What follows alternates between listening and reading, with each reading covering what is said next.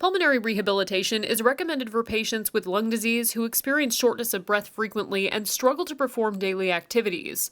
Doctors often refer patients with COPD, pulmonary fibrosis, and those with chronic respiratory impairments, but that doesn't apply to every lung-related illness. Not every patient that has recovered from COVID infection needs rehab.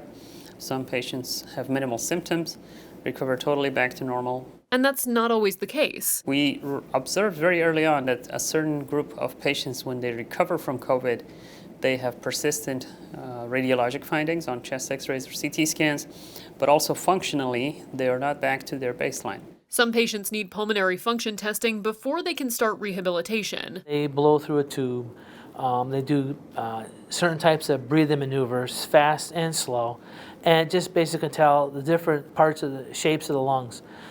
Is our lungs more as an obstructive disease like COPD or emphysema, or is it more of a restrictive disease where the lungs can't expand properly like in such a pulmonary fibrosis type of patient or cystic fibrosis patient? When it comes to coronavirus, we don't need a pulmonary function test to confirm the actual situation of the lungs. Typically, a lung is soft, spongy, and expands easily, but COVID-19 can cause that to change. At the ends of the lungs, you have the alveoli.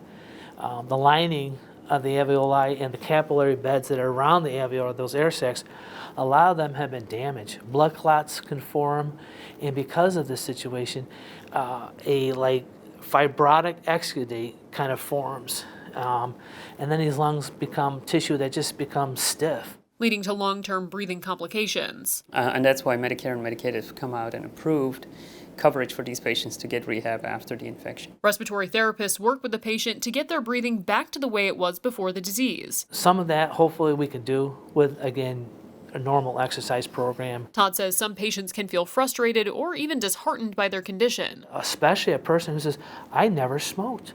Why am I all of a sudden on oxygen? I have to go out to the grocery store and everyone looks at me and they think, oh, there's probably an old smoker who didn't give up smoking. It's a shame they wouldn't be on oxygen right now. And that's not the case. It's just because of the horrible damage that the COVID disease virus did to their lungs. And while recovery might not happen instantly, we are there for them always. This isn't something that's their fault. For Arnot Health, I'm Lexi Cutmore.